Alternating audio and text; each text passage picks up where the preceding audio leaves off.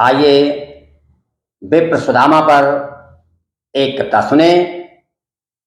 इसमें द्वारिकाधीश सुदामा के लाए हुई कनकी से एक मुट्ठी तो चबा लेते हैं, लेकिन जैसे ही दूसरी मुट्ठी की फंकी लगाने के होते हैं वैसे ही रुक्मिणी उनका हाथ पकड़ लेती है। आइए इसी भाव को इस कविता में सुने। श्याम में चबाई एक मुट्ठी, श्याम में चबाई एक मुट्ठी और दूसरी मुट्ठी भरी थी जो। श्याम में चबाई एक मुट्ठी, दूसरी मुट्ठी भरी थी जो। पकड़ा हाथ रुक्मिणी ने, पकड़ा हाथ रुक्मिणी ने, सारी संपदा लुटा दोगे यो।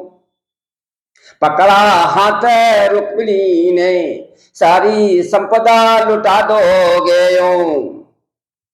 इसी बीच भेजा संदेश, इसी बीच जो है द्वारिकाधीश ने विश्वकर्मा को एक संदेश भेजते हैं। इसी बीच भेजा संदेश देवलोक विश्वकर्मा को, इसी बीच भेजा संदेश देवलोक विश्वकर्मा को। जाओ पुरी सुदामा घर, जाओ पुरी सुदामा घर, महल बना दो कुटी को, महल बना दो कुटी को। विश्वकर्मा पहुंचे थे पुरी, विश्वकर्मा पहुंचे थे पुरी, जहां कुटी सुदामा थी बनी।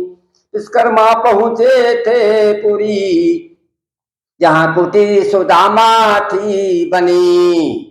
ओ बैकुंठ लोक सदृश अब, बैकुंठ लोक सदृश अब, महल खड़ा जहां कुटी बनी।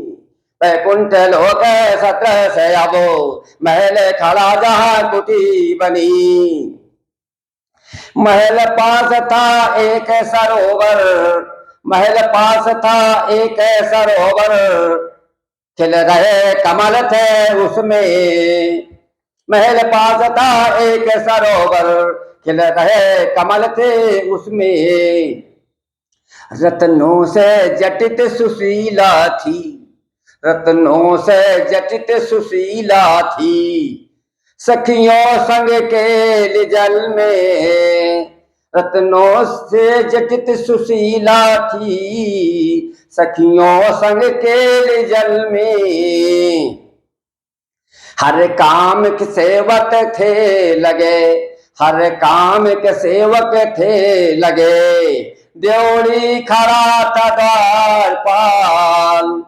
हर काम के सेवक थे लगे, देवड़ी खड़ा था द्वारपाल। सारे सुख साधन महल में, सारे सुख साधन महल में, कोई था भौतिक कष्ट नहीं, कोई था भौतिक कष्ट नहीं। धन्यवाद।